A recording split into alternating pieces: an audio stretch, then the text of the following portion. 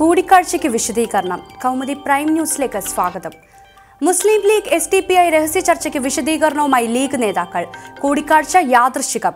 Party യോഗത്തിൽ വിശദീകരണം നൽകിയത് PK കുഞ്ഞാലിക്കുട്ടിയും ET മുഹമ്മദ് ബഷീറും. വിശദീകരണം ചർച്ച ചെയ്ത് സംയുക്ത പാർലമെന്റ് മണ്ഡലം കമ്മിറ്റി യോഗം. ലീഗിന് മുൻപും SDPIയുമായി രഹസ്യധാരണയെന്ന് മുഖ്യമന്ത്രി പിണറായി വിജയൻ. ബന്ധം തെളിവോടെ പുറത്തുവന്നു. തെരഞ്ഞെടുപ്പ് കാലത്ത് ഈ ധാരണ പതിവെന്നും മുഖ്യമന്ത്രി. രഹസ്യ കൂടിക്കാഴ്ചയെ വിമർശിച്ച് CPMും രംഗത്തെത്തിയിരുന്നു. രഹസ്യ ചർച്ച പരാജയ ഭീതി മൂലമെന്ന് കോടിയേരി ബാലകൃഷ്ണൻ. ലീഗിന്റെ ശ്രമം വർഗീയ കാർഡ് കളിക്കാൻ തോൽവി ഭയന്നെന്തും ചെയ്യാമെന്ന നിലയിൽ ലീഗ് എത്തിയിരിക്കുന്നുവെന്നും കോടിയേരി. SDPI നേതാക്കളുമായി ചർച്ച നടത്തിയിട്ടില്ലെന്നും കൂടിക്കാഴ്ച യാദൃശ്ചികമായിരുന്നു എന്നുമുള്ള ET മുഹമ്മദ് ബഷീറിന്റെ പ്രസ്താവന വസ്തുതകൾ മൂടിവെക്കാനുള്ള ശ്രമമെന്നും ആരോപണം. ലീഗ് നേതാക്കൾ SDPIയുമായി ചർച്ച നടത്തിയത് UDF നേതൃത്വത്തിന്റെ അറിവോടെയെന്ന് PV അൻവർ MLAയും UDF കൺവീനർ ബെന്നി ബെഹനാനും ചർച്ചയ്ക്കെത്തിയിരുന്നു. RSSുമായും ചർച്ച നടത്തിയിട്ടുണ്ട്. ചർച്ചയിലൂടെ പുറത്തു വന്നത് ലീഗിന്റെ വർഗീയ മുഖമെന്നും PV അൻവർ. അതേസമയം പൊന്നാനിയിൽ പരാജയഭീതിയില്ലെന്ന് ET മുഹമ്മദ് ബഷീർ. അൻവറിന്റെ ശ്രമം വിവാദമുണ്ടാക്കാനെന്നും ET. കോൺഗ്രസ് പട്ടിക നാളെ. ലോക്സഭാ തെരഞ്ഞെടുപ്പിനുള്ള കോൺഗ്രസ് സ്ഥാനാർത്ഥി പട്ടിക നാളെ. മുതിർന്ന നേതാക്കൾ മത്സരിക്കാനില്ലെന്ന് നിലപാട് വ്യക്തമാക്കിയതോടെ ലോക്സഭാ തെരഞ്ഞെടുപ്പിലേക്കുള്ള സ്ഥാനാർത്ഥികളെ കണ്ടെത്താനുള്ള നിർണായക യോഗം ഡൽഹിയിൽ.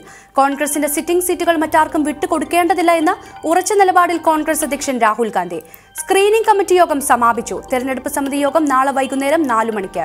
അതേസമയം വടകര സീറ്റിന്റെ കാര്യത്തിൽ RMPയുമായി ഔദ്യോഗിക ചർച്ചകൾ നടന്നിട്ടില്ലെന്ന് പ്രതിപക്ഷ നേതാവ് രമേശ് ചെന്നിത്തല. PJ ജോസഫിനെ മത്സരിപ്പിക്കുമെന്ന് കോൺഗ്രസ് പറഞ്ഞിട്ടില്ല. സിറ്റിംഗ് MPമാർ മത്സരിക്കണമോ എന്ന് തീരുമാനിക്കേണ്ടത് ഹൈക്കമാൻഡ് എന്നും രമേശ്. കോൺഗ്രസിൽ നിലവിൽ അവ്യക്തത തുടരുന്നത് ഇടുക്കി, ആലപ്പുഴ, വടകര, പത്തനംതിട്ട, വയനാട് മണ്ഡലങ്ങളിലെ സ്ഥാനാർത്ഥിത്വം സംബന്ധിച്ച്. ഉമ്മൻചാണ്ടി പത്തനംതിട്ടയിൽ മത്സരിക്കാൻ തയ്യാറായാൽ ആന്റണി മണ്ഡലം മാറിയേക്കും. ഇടുക്കിയിൽ ഡീൻ കുര്യാക്കോസും ജോസഫ് ആഴക്കിനും സാധ്യതാ പട്ടികയിലുണ്ട്. വയനാട്ടിൽ KC വേണുഗോപാൽ മത്സരിക്കണമെന്ന ആവശ്യം ശക്തമായി നിലനിൽക്കുന്നുണ്ട്. KC പിന്മാറിയാൽ Shanimol ഉസ്മാനോ T സിദ്ദിഖോ സ്ഥാനാർത്ഥിയാകും. ആറ്റിങ്ങലിൽ സാധ്യതയുള്ള അടൂർ പ്രകാശിനെ ആലപ്പുഴയിലേക്ക് മാറ്റുന്നതും ആലോചനയിലുണ്ട്. എറണാകുളത്ത് KV തോമസിന് മുൻഗണന. പ്രതീക്ഷ കൈവിട്ടിട്ടില്ലെന്ന് PJ ജോസഫ്. തീരുമാനം നാളെ പ്രഖ്യാപിക്കും.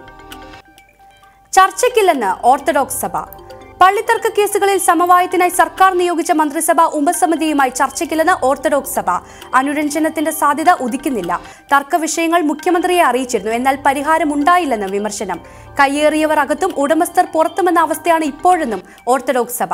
ഓർത്തഡോക്സ് യാക്കോബായ വിഭാഗക്കാരുമായി മന്ത്രി EP ജയരാജന്റെ നേതൃത്വത്തിലുള്ള മന്ത്രിസഭാ ഉപസമിതി ചർച്ച നിശ്ചയിച്ചിരുന്നത് ചൊവ്വാഴ്ച തിരുവനന്തപുരത്ത്. പള്ളിത്തർക്ക കേസുകളിൽ യാക്കോബായ സഭയ്ക്ക് തിരിച്ചടി നൽകുന്ന വിധിയായിരുന്നു ഹൈക്കോടതിയിൽ നിന്ന് ഉണ്ടായത്. സർക്കാരിന്റെ സമവായ നീക്കം ഈ സാഹചര്യത്തിൽ. ആരാധനാവകാശം ഓർത്തഡോക്സ് വൈദികർക്ക് മാത്രമെന്നായിരുന്നു ഹൈക്കോടതി ഉത്തരവ്.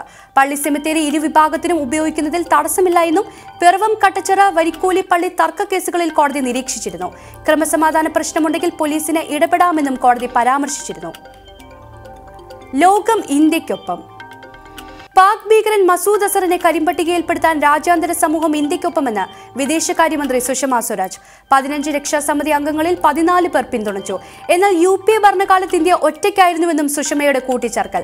പ്രതികരണം: മസൂദ് അസറിന്റെ സ്വത്തുക്കൾ ഫ്രാൻസ് മരവിപ്പിച്ചതിന് പിന്നാലെ മസൂദ് അസറിനെ യൂറോപ്യൻ യൂണിയന്റെ തീവ്രവാദ ലിസ്റ്റിൽ ഉൾപ്പെടുത്താൻ ശ്രമം നടത്തുമെന്നും ഫ്രാൻസ് ആഭ്യന്തര, ധനകാര്യ, വിദേശകാര്യ മന്ത്രാലയങ്ങൾ സംയുക്തമായി പുറത്തിറക്കിയ പ്രസ്താവനയിലാണ് ഇത് സംബന്ധിച്ച പരാമർശം. പുൽവാമ ഭീകരാക്രമണത്തിന് പിന്നാലെ അസറിനെതിരായ നടപടി ശക്തമാക്കാൻ പാകിസ്ഥാന് മേൽ സമ്മർദ്ദം കൂടുകയാണ്. അതിന് പിന്നാലെയാണ് അസറിനെതിരെ കടുത്ത നടപടിയുമായി ഫ്രാൻസ്, അമേരിക്ക തുടങ്ങിയ രാജ്യങ്ങൾ രംഗത്തെത്തിയത്. UNAയിൽ പൊട്ടിത്തെറി. യുണൈറ്റഡ് നഴ്സസ് അസോസിയേഷനിൽ വൻ സാമ്പത്തിക തട്ടിപ്പ്. സംഘടനയുടെ അക്കൗണ്ടിൽ നിന്ന് 3 കോടി രൂപയുടെ തിരിമറി നടന്നുവെന്ന് പരാതി. നഴ്സുമാരിൽ നിന്ന് ലെവി പിരിച്ചതിൽ നിന്നടക്കമുള്ള തുകയിൽ നിന്നാണ് തട്ടിപ്പ്. UNA വൈസ് പ്രസിഡന്റ് DGPക്ക് പരാതി നൽകി. ബാങ്ക് അക്കൗണ്ടിന്റെ രേഖകൾ സഹിതം നൽകിയ പരാതിയിൽ ക്രൈംബ്രാഞ്ച് അന്വേഷണം വേണമെന്ന് ആവശ്യം. ആരോപണം നിഷേധിച്ച് UNA പ്രസിഡന്റ് ജാസ്മിൻ ഷാ.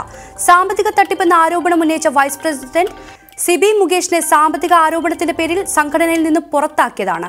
ഏത് അന്വേഷണത്തിനും ഒരുക്കമെന്നും പ്രതികരണം.